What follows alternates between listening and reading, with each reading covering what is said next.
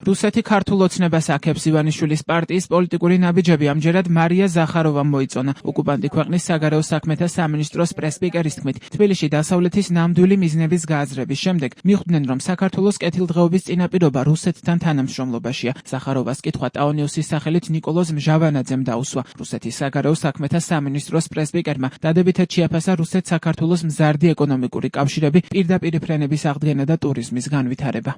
კიდევ ერთხელ გავიმეორებ, რომ ძალიან მჭიდრო ისტორიული კავშირები გვაქვს. ამის გათვალისწინებით გარკვეულ მომენტებზე პოლიტიკური უთანხმოებების მიუხედავად ვახალისებთ ორმხრივი თანამშრომლობის განვითარებას. როგორც ჩანს, ქართული მხარეც ასევე დაინტერესებულია რუსეთთან კონსტრუქციული ურთიერთობებით. ჩვენს ქვეყანასთან ურთიერთობა საქართველოს ეკონომიკის უპრეცედენტო ზრდის ერთ-ერთი საკვანძო ფაქტორია. მინდა აღვნიშნო, რომ საქართველოსთან ჩვენს ურთიერთობებს ბუნებრივი ხასიათი აქვს და არა ხელოვნურად თავსმოხვეული, ვინმეს მიერ ვინმესთვის. ჩვენ დასავლურ პრაქტიკებს არ ვიყენებთ და არც საკუთარი თავის მიმართ ვაძლევთ სხვებს ამის უფლებას. პოლიტიკურ დიალოგს რაც შეეხება, შემიძლია გავიმეორო, რომ როცა იქნებიან ამისთვის მზად თბილისში, მოსკოვში თავს არ აარიდებენ საგნობრივ საუბარს. რუსეთთან დიალოგზე უარის თქმის ხაზი ისევე როგორც 2008 წლის ტრაგიკული მოვლენები, სააკაშვილის კრიმინალური და უბუნური რეჟიმის მემკვიდრეობის ნაწილია. ასეთი მიდგომის რაციონალურად ახსნა საქართველოსთვის ალბათ რთულია. გონია, რომ როდესაც თბილისში მათ ქვეყანასთან მიმართებაში დასავლეთის ნამდვილი მიზნები გაიაზრეს, იგებენ, რომ საქართველოს კეთილდღეობის წინაპირობა რუსეთთან არა კონფრონტაციაში,